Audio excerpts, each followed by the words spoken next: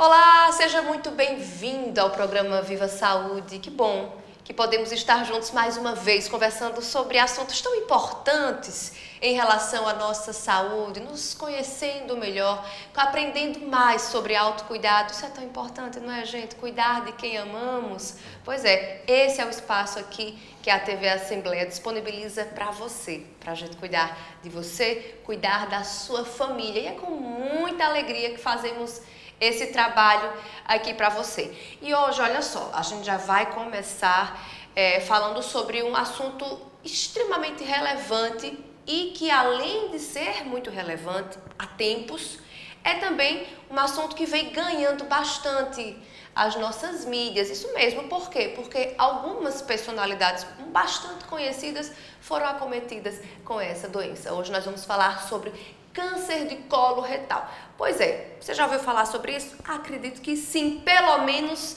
em relação a algumas figuras. Nosso querido ilustre Pelé, o ícone do nosso futebol, que acabou falecendo em decorrência de complicações devido a um câncer de colo retal.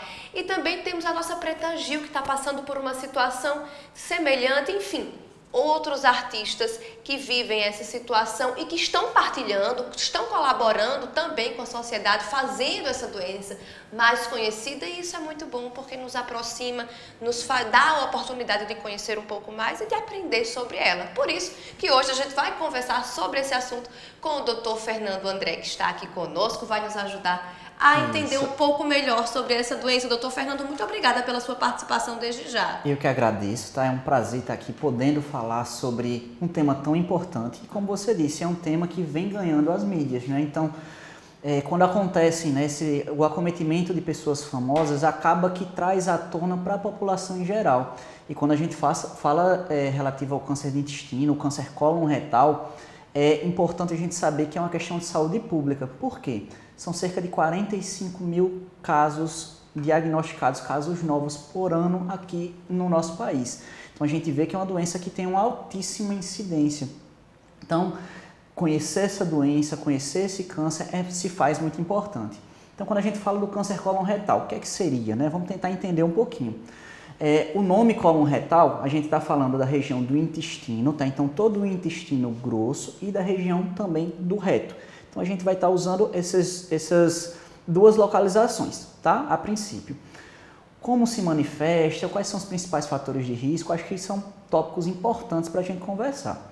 Então, o câncer de intestino, ele é uma neoplasia maligna, tá? Então, é um tumor, tá? É um câncer, como o próprio nome já diz, em que células elas vão se multiplicando de forma anormal e essas células vão se desenvolvendo e elas têm, inclusive, o potencial de acometer outros órgãos. Então, isso é uma questão importante que a gente vai conversando hoje. Falando dos fatores de risco, acho que é bem importante. Quais são os principais fatores de risco? A idade, tá? Então, a doença, quanto mais velho, né, mais idoso o paciente, maior o risco de desenvolver a doença. E qual idade a gente vai utilizar como um corte ali para esse fator de risco? Tem rastreio? Faz rastreio? Faz rastreio. Outra questão importantíssima que a gente vai também falar. Então, a partir dos 50 anos, esse risco ele já aumenta, tá? Então, isso é um fator importante. Questões genéticas estão associadas? Sim. Tá? Então, a parte cerca de 10 a 15% tem algum componente de uma alteração genética associada a essa patologia. E aí vão para outras questões que vão ser os fatores de risco que a gente vai chamar de modificáveis, que são isso, que com nossos hábitos de vida a gente pode mudá-los. Então, a alimentação, tá? Então, dieta rica em alimentos embutidos, ultraprocessados, excesso de carne vermelha, excesso no consumo de álcool, tabagismo, o sedentarismo e a obesidade são fatores de risco para o desenvolvimento da doença. Esses últimos tópicos que a gente falou, todos são o quê? Modificáveis. Então, olha como é importante a gente ter esse conhecimento, a gente ter esse cuidado com a nossa saúde, porque a gente está prevenindo uma gama de doenças muito grande e, dentre elas, o câncer de intestino, o câncer cólon retal. Pensando também agora em sintomatologias que pudessem nos abrir, assim, né? Pensar como um sinal de alarme que essa doença pode estar surgindo, que ela pode estar acontecendo. Então, vamos lá. é alteração no hábito intestinal. A gente está falando do nosso intestino, né? Do intestino grosso e da região do reto.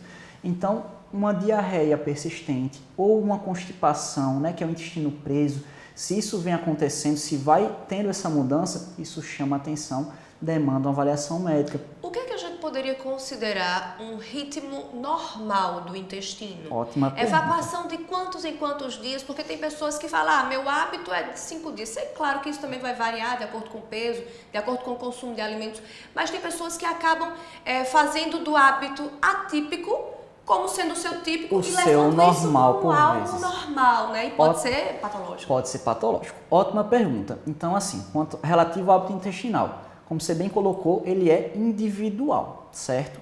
Porém, vários fatores têm que ser avaliados. Como é que é a consistência dessas fezes, o formato das fezes, tem a presença de algum elemento anormal, como sangue, muco, pus. Esse paciente está tendo um esforço evacuatório, ele está precisando fazer muita força às vezes para evacuar. Então, essas são questões importantes, mas o que é que se recomenda de uma forma em geral? O nosso intestino ali, né, no adulto, ele deve funcionar ou diariamente ou cerca a cada 3 dias no máximo. Por quê? Passou desse período, o que é que começa a acontecer? O risco dessas fezes serem fezes mais ressecadas, né, causar dor, desconforto para a evacuação. Então, outros sintomas ruins podem vir surgindo. Agora, olha que interessante para a gente tentar exemplificar essa questão da mudança do hábito intestinal. Vamos pensar lá naquela pessoa que ela é constipada, tem uma constipação mais crônica, evacua às vezes a cada 5, 7 dias, o que não é bom, né, que a gente já conversou. Mas, de repente, essa pessoa começa a ter evacuação diária, mas uma evacuação diária diferente, não aquelas fezes com a consistência normal, fezes mais finas, mais afiladas, ou às vezes com aspecto mais de uma diarreia mesmo, né? As fezes com aspecto mais liquefeito, mais líquida. Isso nos chama atenção. Por quê? Porque houve uma mudança no hábito intestinal. Claro que essa mudança de hábito intestinal pode ser associada a mudança de hábito de vida. Então, a pessoa passou a fazer mais atividade física, melhorou sua ingesta hídrica, melhorou sua ingesta de fibras. Então, isso conseguiria trazer essa melhora. Porém, a alternância de hábito, né, e essa mudança sempre nos chama a atenção. A presença de elementos anormais nas fezes. Então, quando a gente fala de sangue nas fezes, é sempre também um sinal de alarme.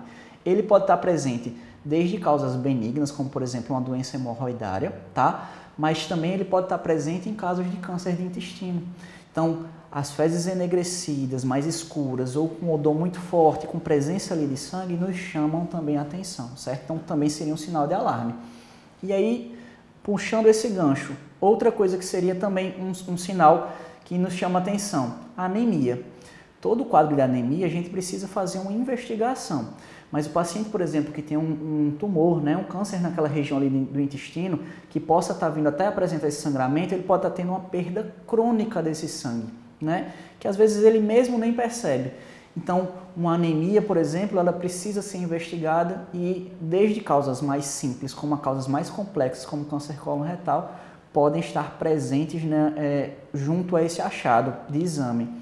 Fraqueza, cansaço, perda de peso não intencional é outra coisa que também chama muita atenção. E aí, doutor, uma perda de peso significativa seria? Significativa, tá? Então, assim, é aquele paciente, aquela pessoa que não mudou sua dieta, não mudou sua alimentação, ela não mudou sua atividade, não passou a fazer mais atividade física e ainda assim continua tendo uma perda de peso, né? Então, uma perda de peso expressiva, né? Uma perda de peso ali cerca de 10%, por exemplo, do peso corporal, isso chama a atenção, tá? Por muitas vezes essa perda de peso, ela vai vir associada com o quê? Com outras sintomatologias. Então, por que se faz tão importante o acompanhamento médico? Para que a gente consiga juntar todos esses fatores, fazer toda essa avaliação e aí sim conseguir indicar e avaliar os melhores exames, qual vai ser a melhor forma de estar tentando entender o que está acontecendo com aquele paciente. Pois é, e o senhor falou de importantes fatores que chamam a atenção, que você que está em casa pode observar, né, na mudança dos seus hábitos, na mudança do que está acontecendo no seu corpo. Mas, doutor Fernando, sempre se manifesta ou esse câncer também ele pode iniciar de forma silenciosa? É preciso fazer uma investigação para aquelas pessoas que têm histórico na família, a partir de que idade deve-se ficar mais com a orelha em pé? Enfim, como é que a gente faz para tentar trazer esse diagnóstico o mais precoce possível? Ótimo, muito boa pergunta. Então, quando você falou também já da questão do rastreio, olha que importante, é uma doença que existe sim um rastreio dessa patologia. Então, tem um exame chamado colonoscopia. O que é a colonoscopia? É um exame que é feito onde vai ter uma câmera na pontinha do aparelho, tá? Esse aparelho é introduzido pela região do ânus e ele vai conseguir ver todo o intestino. Então, quando a gente enxerga, quando a gente vê o intestino, o que é que acontece? A gente pode encontrar desde lesões benignas, como também lesões pré-malignas ou a doença inicial. Também se comenta, né, assim, no popular mesmo, a questão do pólipo do intestino. Então, por vezes, esses pólipos, eles são lesões pré-malignas, ou seja, se a gente não cuidar desse pólipo de uma forma mais precoce, ele pode vir a se tornar um câncer no futuro. E o pólipo acaba sendo um achado um pouco frequente? Um achado frequente, tá? Então, é um achado que a gente vê com frequência nos exames de colonoscopia. E aí tem vários detalhes em relação a esses pólipos. Qual é a característica dele, o número de pólipos, enfim. Então, uma gama de fatores que a gente precisa avaliar. Mas então, vamos guardar essa idade dos 45 anos, tá? Com uma idade de rastreio, início do rastreio. Ah, já passei dos 45 anos, não vou fazer mais o exame? Não. O exame ele tem que ser feito, tá? E a periodicidade, ou seja, o intervalo de tempo que vai precisar ser repetido esse exame, vai ser de acordo com os fatores de risco. Então, foi uma colonoscopia normal? Teve algum achado suspeito? Existe algum histórico familiar?